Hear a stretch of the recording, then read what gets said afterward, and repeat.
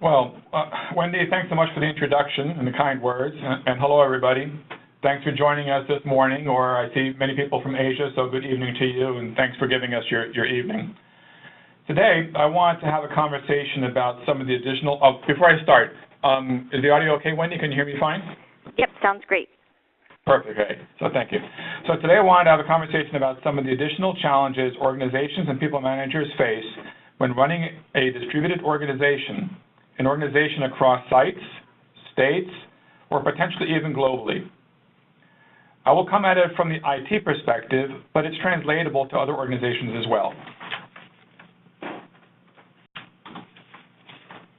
Let me see, what's wrong with the... Here we go. So today, most companies span multiple sites, states, or even countries. As IT organizations evaluate how to run a global organization, there are many different dimensions which need to be evaluated. Today, we're going to discuss a scenario, some benefits and risks which came from an organizational model change, some recommendations which came from the affected groups, as well as some conclusions. As I started thinking about how to present this topic, I realized that a definition was needed. Saying that it was about running a global IT organization, or even more generically, running an IT organization, was awfully vague. So let me explain. There are, of course, many different aspects of what an IT organization needs to worry about. Let's go through just a few. Starting at the left and going clockwise, IT organizations need to think about how to align their groups with the business to drive company revenue. How to stay on top of emerging innovations in support of the business or to start a whole new revenue stream is another concern. Of course, keeping the company's assets functioning and secure is yet one more. On the bottom, what about portfolio management and governance? And of course, the all-important driving efficiencies, driving standardization, lowering costs through things like cloud computing, different sourcing models, managing aging applications and infrastructure. And these are all just a small view into an IT organization, what they worry about. But then, of course, there's the most important. It's the people management. So people are fundamental in every aspect. You need to hire and retain staff. You need to train, coach, and guide people. Additionally, you need to have all the quote-unquote simple administrative tasks around objective setting, annual evaluations, compensation management, expense management, etc. So not surprisingly, as IT organizations continue to look at various challenges they need to deal with, there are natural tensions. If IT only focuses on internal priorities or corporate objectives, the business units complain, resulting in things like shadow IT, which is a whole different topic, as you can imagine.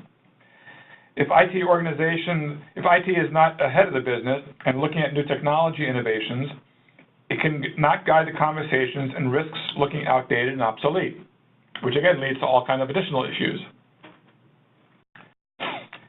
If the infrastructure fails or a hacker gets in, this will have a significant impact on the company, and we can all think of some high-profile stories in recent years. Oh yeah, and if all that wasn't bad enough, IT continues to be seen as a utility, which is all about driving down costs. So there are natural tensions between competing priorities, and of course, who's caught in the middle of all this? The people. So in today's talk, I'm not talking about portfolio or governance or standards. I'm not talking about innovations like IoT, AI, big data, RPA, digital transformation.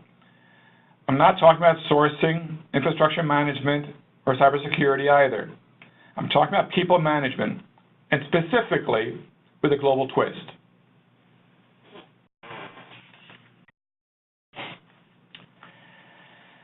People management.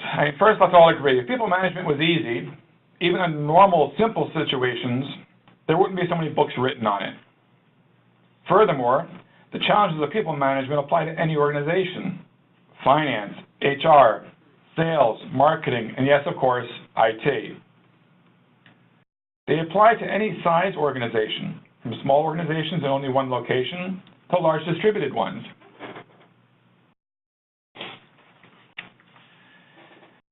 However, as soon as you have a distributed organization located in different sites, in different states, and specifically in different countries, there are many additional challenges you need to consider.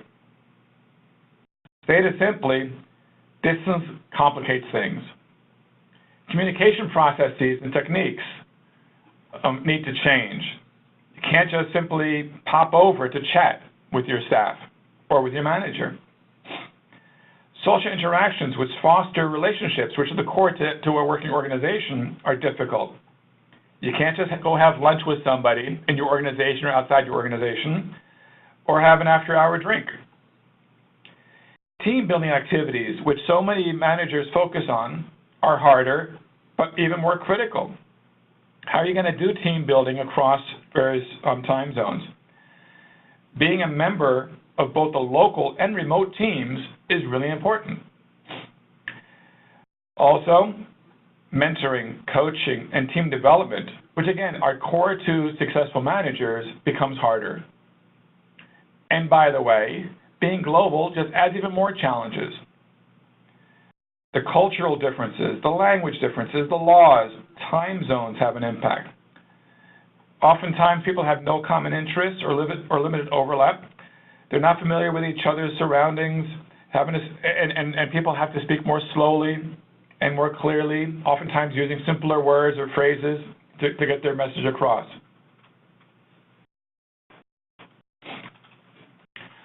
So let's take a closer look. So what I want to do today is walk you through a specific scenario which a company went through and what the outcomes were, what the benefits and the challenges were, what recommendations were made, and ultimately, what my own conclusions are.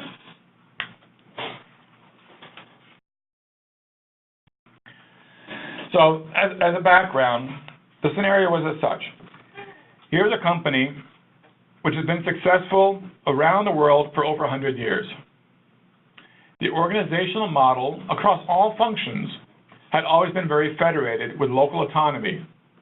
Each country was seen as a business unit and with its own P&L. They had varying levels of degrees of regional oversight. Then, as happens in so many companies, there were some hard times, and suddenly there was a drive towards global standards and finding efficiencies, meaning cost savings, in every part of the organization. Corporate functions, IT, HR, legal, finance, etc., decided they were going to organize themselves organizationally around the world, so basically aligning the functions rather than to the country. IT was the guinea pig. IT led the way, and within IT, infrastructure went first. The next few slides are a bit tedious, but they're important for me to lay out what the situation was. So the as-is model before the change consisted of the following within infrastructure. The infrastructure organization included what you would typically believe. They had platform areas, Windows, AS400, storage, etc. They had the network group, they had security group, they had database groups, help desk groups, desk side groups, etc. The corporate infrastructure leadership was based in the United States, as being a U.S. company, and they were focused predominantly on the U.S. needs and the global network, and they set the standards.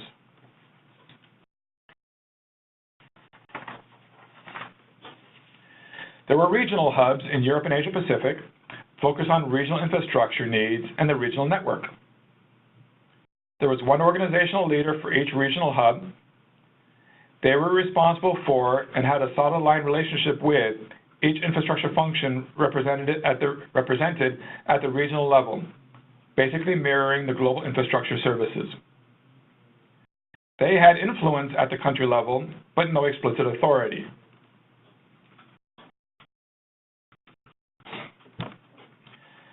At the country level, they focus on local needs, local network,